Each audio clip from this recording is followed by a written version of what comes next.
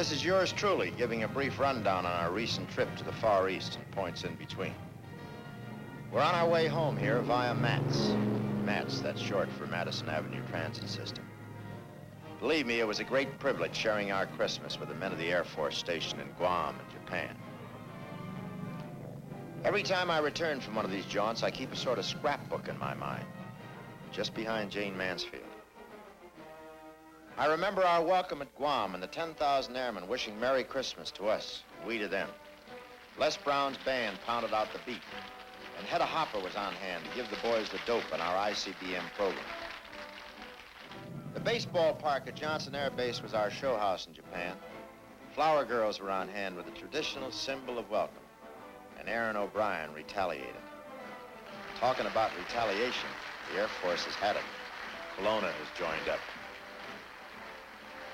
The part I liked best about the whole trip was the situation I got in with Jayne Mansfield. I was a poor, innocent airman, see? And Jayne was a Mata Hari kind of dame.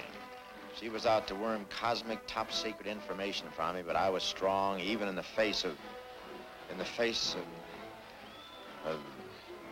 how much can a guy stand? Anyway, it points up a moral. Dedication to duty can't be overcome by temptation. No, sir. And the men in the audience saw this point and applauded. Yes, sir, that's the kind of trip we had. Now we're on our way home safe and sound, thanks to the Air Force. Did I say safe? Let me out. Wonder if someday I'll be taking a show up to the moon on Christmas.